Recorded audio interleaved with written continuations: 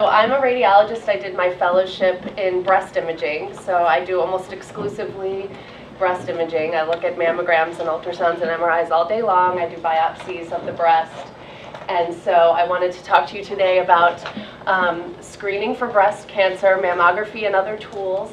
There was a new law which was enacted this week in the state that I'm also going to inform you about. So let's see. So our objectives are, we're going to talk about what is breast density, what does that mean? I'm going to tell you about the new legislation, and I'm going to hopefully give you an idea of how limiting breast density truly is. We're going to talk a little bit about supplemental imaging, screening, breast ultrasound, and tomosynthesis, and the benefits and limitations of breast MRI. And also I'm going to try to touch on callbacks and the busy breast, which some women are told that they have. Why do we do screening mammography? In the 1980s, mammography was shown to detect breast cancer before it could be felt, leading to earlier treatment and reduced number of deaths. And this is one of the best studied tests we have in medicine. Over and over, it has been proven to reduce the deaths from breast cancer. So all women, despite some things you may have heard in the news over the last couple of years, which have maybe debated this, the reputable agencies still recommend screening mammography in all women 40 and older every year. So what are we looking on mammograms? This is just a diagram of breast anatomy, and breasts are composed of glandular tissue, which is this kind of purplish stuff, supportive tissue, which is this lighter yellow stuff, sort of like the fibrous divisions in an orange sections, kind of supporting the tissues of the breast. Fat, which is this yellowish stuff, and then the glandular structures, which are tubes that lead the milk to the nipple when you're lactating. So what is dense? In case you don't remember from high school physics or science classes, a rock is dense, a marshmallow is not dense. So in the breast, the glandular structures are more dense and the fat is less dense. If you were looking at a chest x-ray, which many people have seen on TV and that kind of thing, the bones are dense, the lungs are very black or not dense, the heart is kind of in between, it's kind of gray. So breast density is defined by the mammogram. It is not something you can detect on physical exam. Some patients have very fatty breasts and they feel very firm and hard when you're palpating them. So this is a mammographic definition. Of the diagram I was showing you before, the glandular and the fibrous supportive tissues are what is dense on the mammogram. And individuals have different proportions of fat and fibroglandular tissues, leading to different appearances on mammography. Now of note also, breast cancer is dense, and in many patients it's a similar density to the glandular and fibrous structures, and that's one of the things we have to sort through as we're reading mammograms. So we assign one of 4 density categories to each patient's mammogram, and these are the official categories. Oh, this is in federal law, so every mammogram has one of these statements on it. The breasts are almost entirely fat, scattered fibroglandular elements, heterogeneously dense, or extremely dense. So the dense breasts you may hear about in the news is the last 2 categories. And roughly half of people are in these 2 categories and half of people are in these 2 categories. And it's sort of like 1/5 and 4/5 when you divide the dense people up. So here's some examples. I wanted to show you some pictures today so you get an idea of what it is we're looking at. So this is a patient who would be considered almost entirely fat. What we use to define it on those categories is the percentage of the breast that's occupied by glandular or white dense structures. So this patient has less than 25% of the breast occupied by glandular structures. This patient has maybe between 25 and 50% of the breast is occupied by glandular structures. This patient is dense. 50% or more, between 50 and 75% of the breast is occupied by dense glandular structures. I want to tell you really quick what the word sensitivity and specificity mean. A test that is sensitive, if a mammogram is sensitive, it's easy to find the cancer. And in more dense breasts, sometimes it's harder to find a cancer because a cancer can hide in this dense tissue. It looks similar to the tissue right next to it, so you can't see it as well. Arguably, mammograms are a little bit less sensitive in someone with more breast density and a little bit more sensitive with someone who's more fatty. This patient is also categorized as dense in these technical categories. She's about 50% dense, but this is a pretty easy mammogram to read. I wouldn't say this patient's mammogram is significantly limited. There's still, you can see through the glandular tissue here. It may be dense structures occupying that volume of the breast, but it's not really, really dense. And these categories are somewhat, they're supposed to be defined perfectly, but it is sort of subjective. This patient is also heterogeneously dense in that third category. And in her, you can see this tissue is very dense, whereas this huge section of the breast is not very dense at all. So it might be harder to find a tiny cancer if it were to arise here, as opposed to if it were to arise here. And then here's the final category, extremely dense, where over 75% of the volume of the breast is occupied by these dense structures, glandular structures. And this patient has some little biopsy clips. She's had lots of things looked at further. This patient's also extremely dense. So the Breast Density Awareness Bill, maybe you have heard about this, but about a dozen states have enacted laws requiring disclosure regarding breast density to women undergoing mammography. So the idea is you get a letter in the mail after you get a mammogram.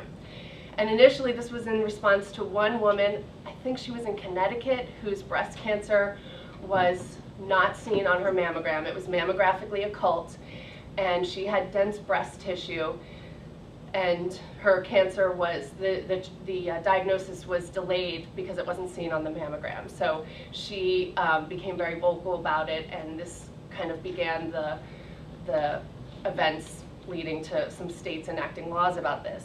So Maryland's law was in effect as of October 1st, and it requires a general letter be sent to all mammography patients on the subject of breast densities. The laws vary a little bit from one state to the next.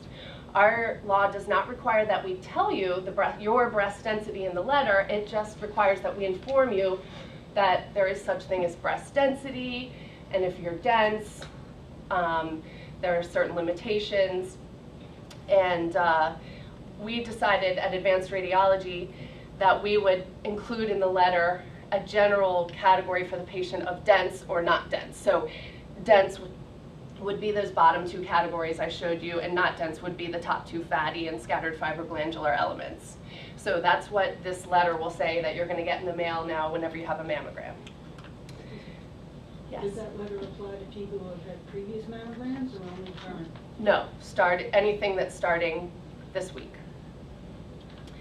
Now, your prior mammograms have a breast density assigned. It's just that you don't get a letter saying anything about it.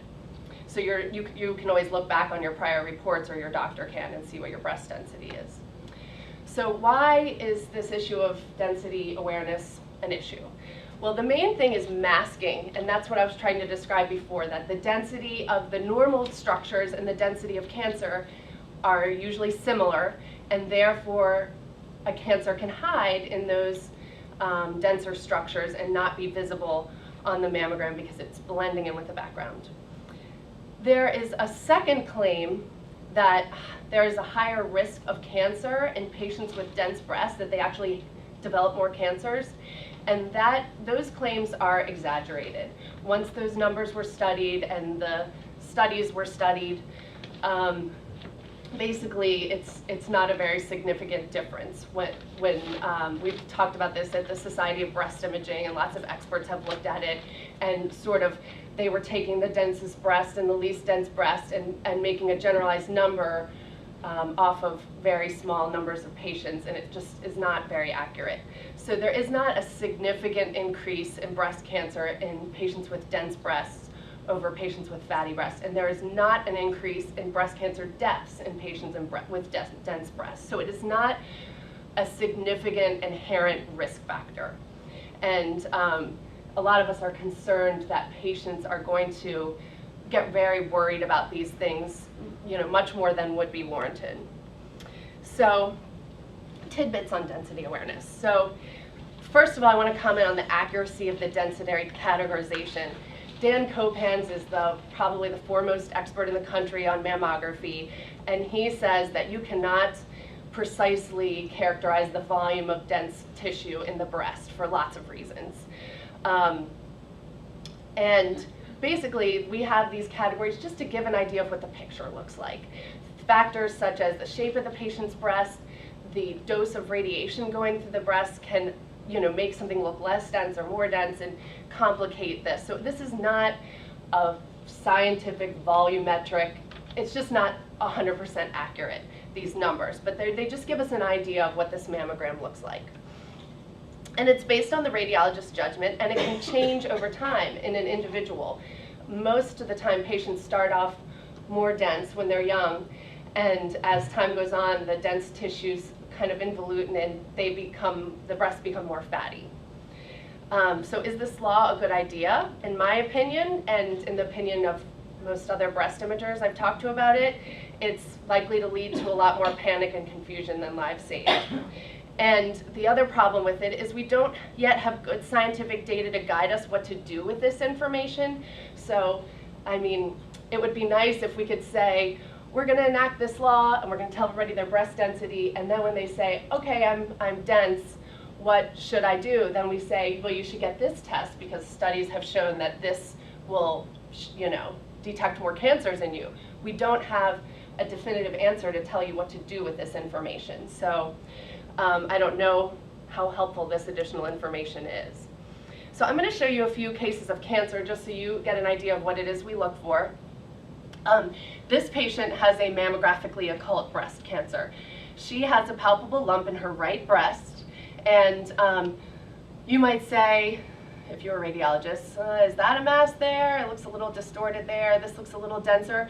But when you look at multiple prior mammograms, she looked exactly the same for many years.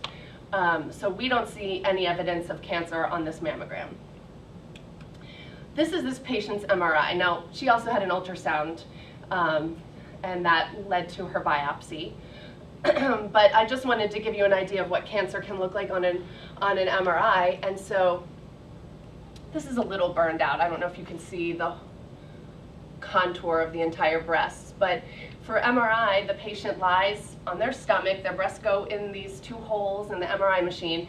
You get an IV contrast injection, and that contrast lights up areas that are cancerous. It's very, very sensitive. It is not as specific as other tests in basically as mammography. But so in other words, things will light up and look bright sometimes in some people's breasts that are not cancer. But it's very, very sensitive. It's the most sensitive test we have for breast cancer. So I just use this case to illustrate here. This MRI picture looks a little more like the mammogram looks. You can see all that dense tissue. You can't quite tell what's the cancer and what's not. This contrast shows you that this is her cancer, and it's a pretty big cancer. It's I think about 3 centimeters hidden on her mammogram. So that is an impressive case, but more unusual. Here's what we would prefer to find: a small cancer detected on the mammogram. This is a lymph node which has been there for many years, so although that might get some of your attention, in this patient it wasn't to worry about, but this was new. And here's how she looked a year or two prior. This mass was not evident. So this is a nice tiny little cancer, and here's what she looked like on MRI. That is that lymph node again, and there's the mass. Everything else is black in the breast. Now we know this patient doesn't look like she has any other cancer in that breast or in the other breast, and she'll go to surgery and have that small cancer treated. here is a case of a patient with dense breasts who has a pretty obvious breast cancer, although I'm not sure how well it's projecting. This little triangle means that she felt a lump. Unfortunately, this patient had never had a mammogram before, so we don't know how long this has been developing. But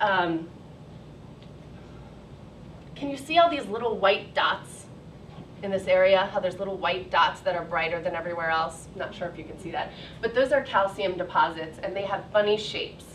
And there aren't calcium deposits up here in this lady's breast. And also, it's kind of denser down here. It's a little distorted. It kind of looks like the tissues are pulled in. So if you were to see this on one of our really good mammography monitors, it would be pretty obvious that there's a abnormality here that's much different from up here, and that this is a cancer. So my point in showing you this is not all cancer is a mass. It's not a big lump. It's a kind of diffuse area, and the calcium deposits really help us to find it. And this is this patient's MRI. So she has, I mean, almost her entire breast is lighting up. And so this tells us that, you know, that cancer. Now, this is maybe fooling us, making it look a little bit worse, because that's a picture of the whole breast looking from the top to the bottom, and it's more the bottom half when you look at these slice images.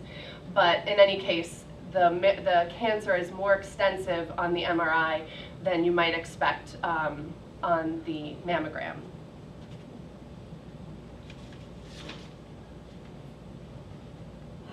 Can I ask a question about the calcium deposits? Yes. Do they cluster around where there's cancer? Was that the clue that you got when you saw them?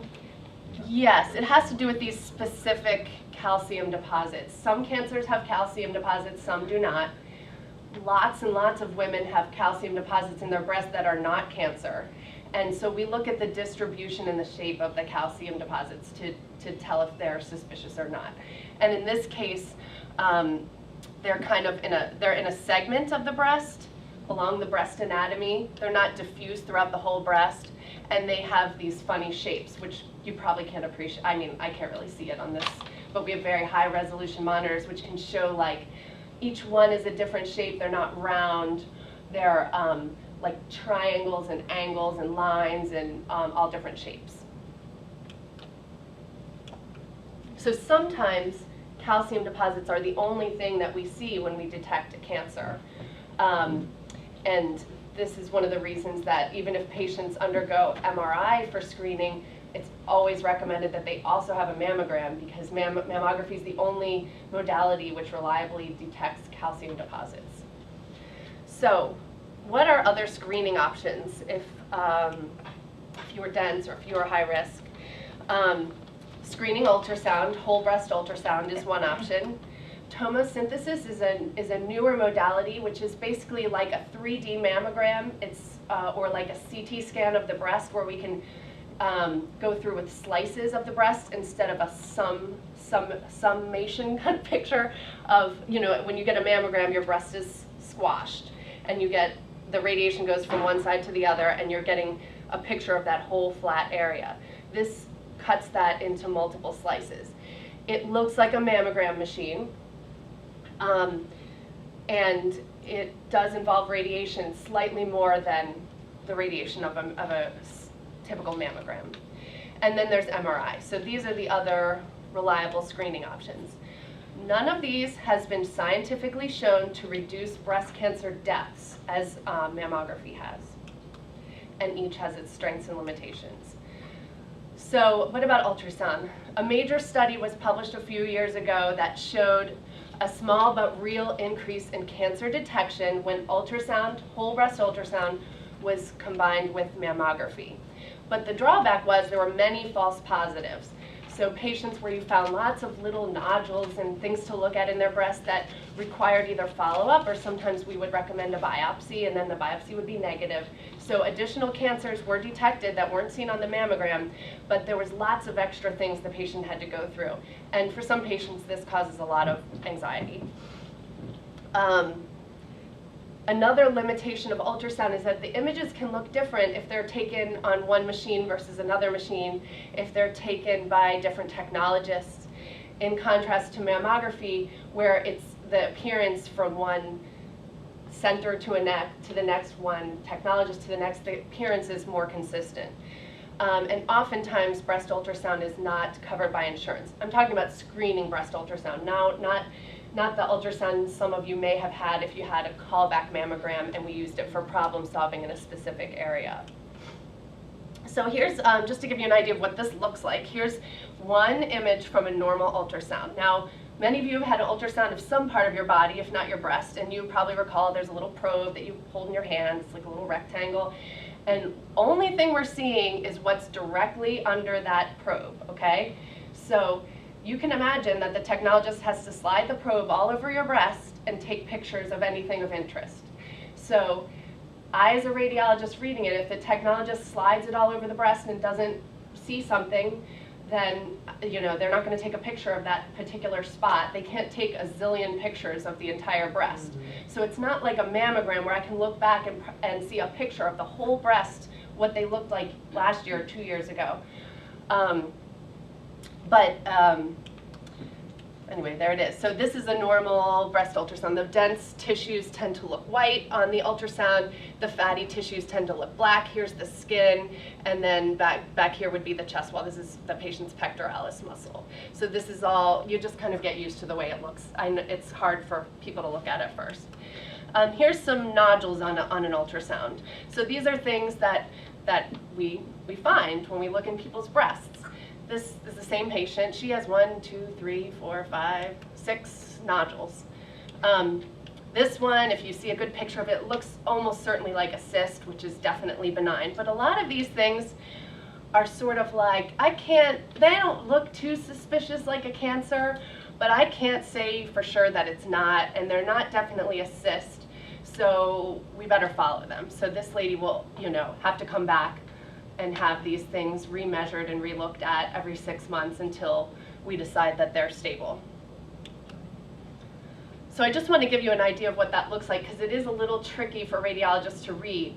Next year when she gets this followed up, I'm going to rely on the fact that the technologist wrote right breast 8 o'clock, 8 centimeters from the nipple, that they estimated that correctly and labeled it correctly to know that this is the same lesion.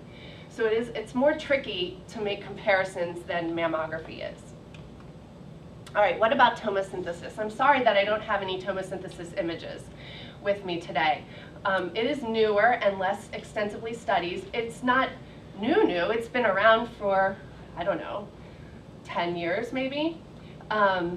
Probably longer, the preliminary version, so it was sort of not ready for prime time. Finally, people think it's ready for prime time, and we have it in one of our centers now. We just started using it. It is not covered by insurance. Patients have to pay out of pocket for it. And we're using it mostly for problem-solving patients who have an abnormality on their screening mammogram, and they come back to have it further looked at. So preliminary data shows that it has a similar sensitivity to ultrasound. So that adds a few additional cancers detected over screening mammography. And it has fewer false positives as opposed to ultrasound, which, like I showed you, you'll find more things that are false positives. It does use radiation, a slightly higher dose than is in standard digital mammography. It's not covered by insurance, and the availability right now is limited, but I have a feeling it's going to become more. So what about MRI? MRI is our most sensitive imaging test for breast cancer. There are lots of false positives. It's very expensive. It's not covered by insurance for most patients, but it is for some. It utilizes an IV contrast agent. So some patients have risk factors that make it a little bit more risky for them to get the IV contrast agent. It's generally very safe though. And I should probably also mention that some patients are claustrophobic and can't tolerate being in the tube of the magnet very well. Currently, we use MRI to screen very high-risk patients in whom there is such a high likelihood of finding a cancer that all these other drawbacks are worth it. And for example, BRCA1 patients have an 80% lifetime risk of developing a breast cancer, and BRCA2 patients have a 40% lifetime risk. So in those patients, the insurance generally will cover this as a yearly test. And in those patients, you can imagine any little finding is going to be more suspicious because this patient has a higher likelihood of developing a breast cancer. And there are other patients who qualify as very high risk too. Those are just two examples. BRCA1 and BRCA2 are known genes that lead to increased risk of breast cancer and other cancers. So like if you heard about Angelina Jolie, her mother died of breast cancer, I believe, at a young age, and so they did some further family history, and if you discover that there are lots of people in your family getting breast cancer at a young age, or men getting breast cancer, this might prompt a genetic counselor to do the blood testing to look at your genes and see if you have one of these known genetic mutations that leads to a very high risk of breast cancer and ovarian cancer and other cancers.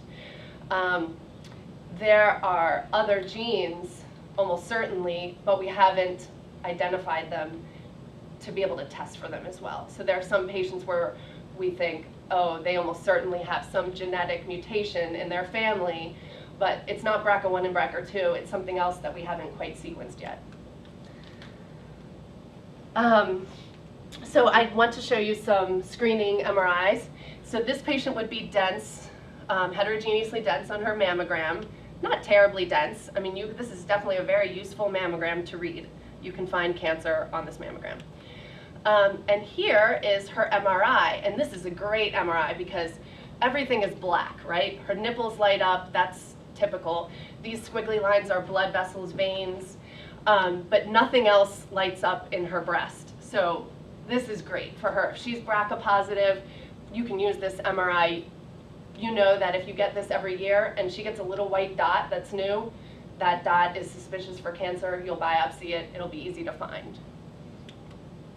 Here's a patient who has moderate background enhancement on her MRI. So not only does cancer light up on MRI, but like I told you, it's not incredibly specific, and lots of other things can light up or look bright on the MRI. So this patient does not have cancer, but you can see bright stuff all over the place, which can be confusing for the radiologist to read. It makes it hard you have to sort of debate.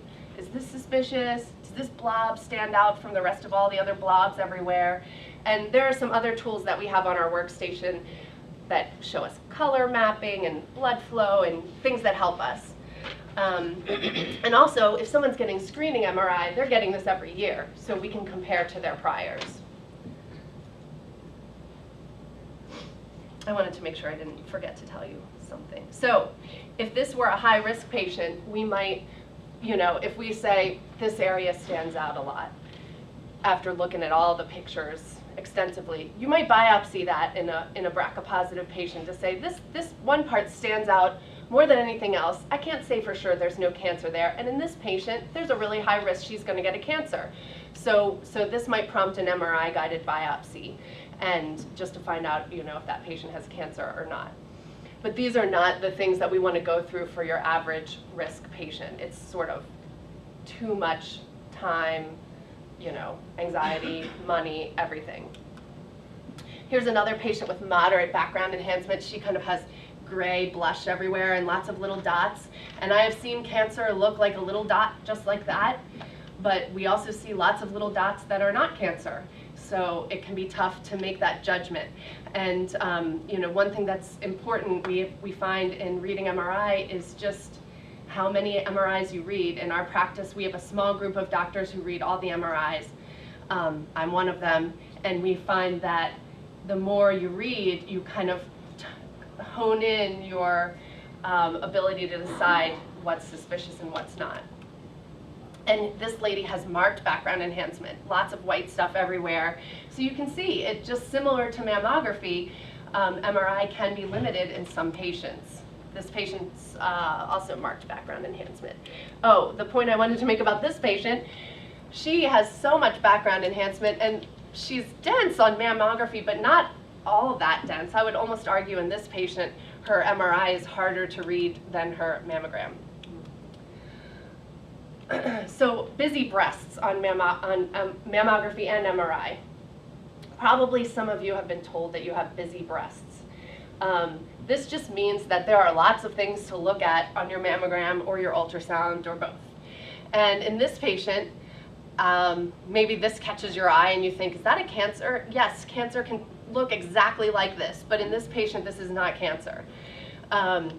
Could that be a cancer? Yes, cancer can look like that, it can look like that, it can look, this looks like, if you saw this by itself, you would have lots of things to look at. But this is why we follow patients over time. If you have 5 years prior mammograms and they all look exactly like this, it's not cancer. The point is that, to be patient if you get called back to sort these things out. It's our job to be very sensitive and bring back anything that we think could be a cancer so that we can study it further and decide if it needs a biopsy.